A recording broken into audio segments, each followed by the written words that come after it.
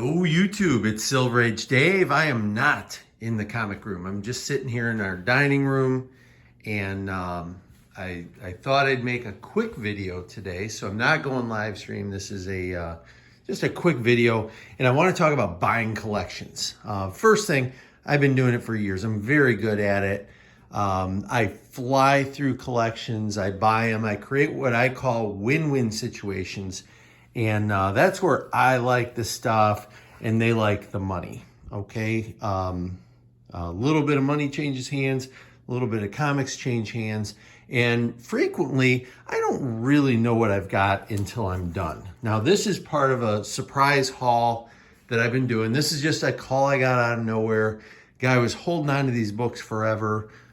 3 or 4 different locations. He bought new boxes. He might have rebagged everything in here because the bags are in nice shape. Almost no boards. And the comics were all mixed. So when I was going through them, they were facing front and back. And some of them were upside down. So if you take these and just flip them upside down, when you're going through them, you don't really see what's there. Okay, so you have an idea sometimes. But these were wildly mixed together. So DC, Marvel, Vertigo, these are slave labor graphics right here. Really, I had no idea when I was going through them. And some of the key books that I found were great, love having them. But some of them I didn't know were in there because they were upside down or they were backwards. And it ended up being about 12 short boxes that were pretty full. And so I bought the collection based on knowing what at least half of the books were.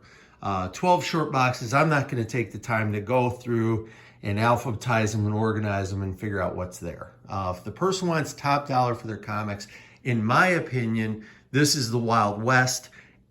Nothing is off limits. So if they want top dollar, what they can do is they can go through, they can alphabetize and organize, they can pull up eBay, they can buy a price guide, they can figure out and put in, 50 years of work like I did to know what's there. If they have a disorganized collection, in my opinion, again, sorry if I'm offending anyone, you're gonna get a disorganized price for your collection.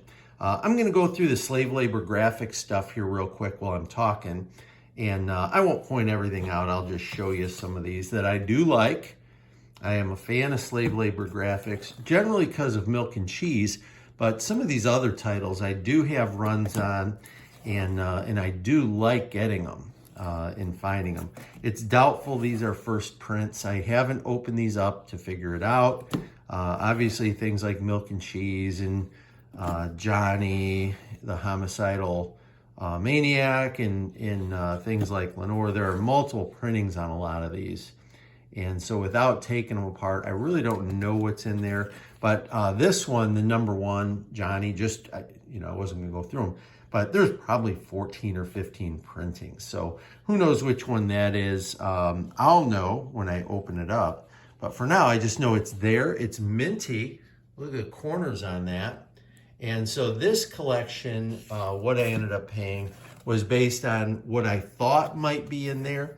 And I certainly came out ahead on this one, okay? But I've had plenty of collections I buy that I come out behind on. And years of experience buying collections has taught me that I'm gonna be a little conservative. When I offer someone a price, I'm gonna offer them based on the situation, based on the condition of the books, based on everything I can possibly know.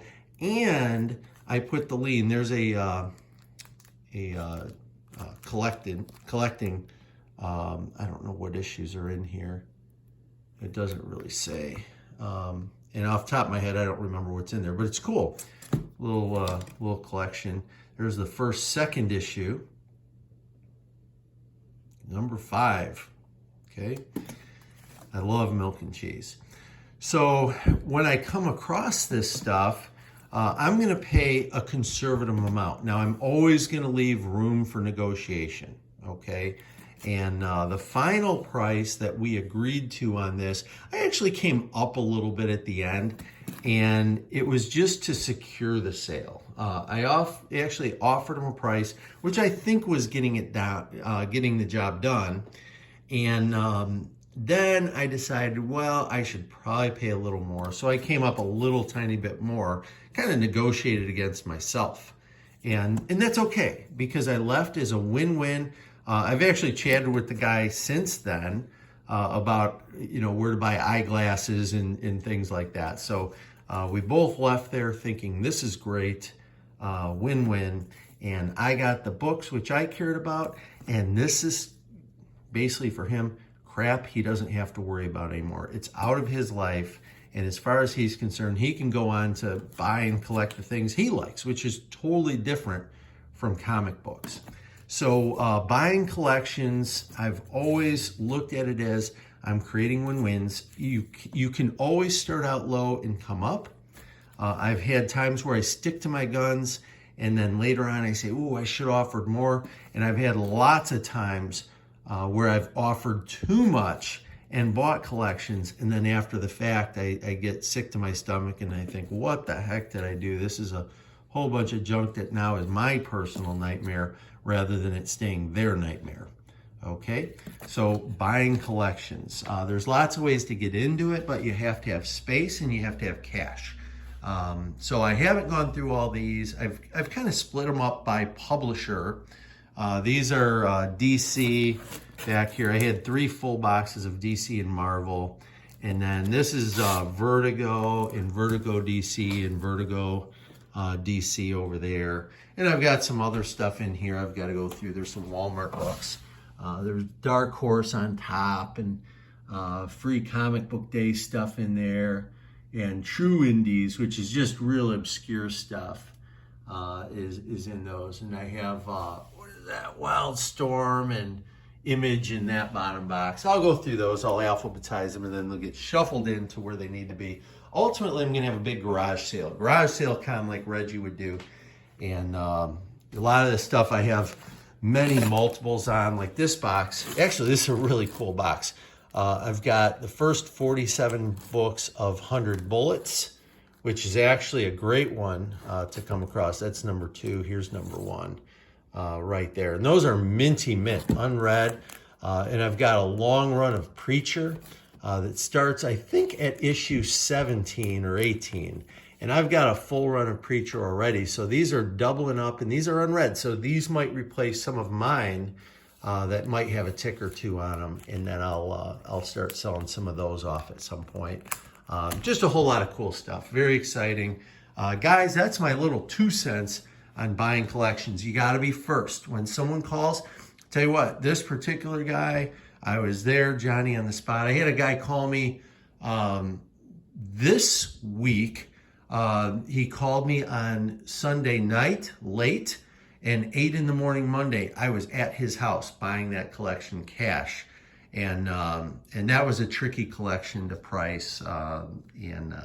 But you got to be first, you got to be ready, and you got to have space because this stuff takes up room. If you're going to buy collections, you always have to buy collections. Very exciting.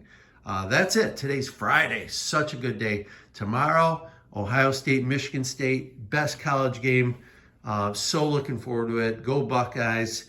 And great day of college football. I have 3 TVs set up in my garage.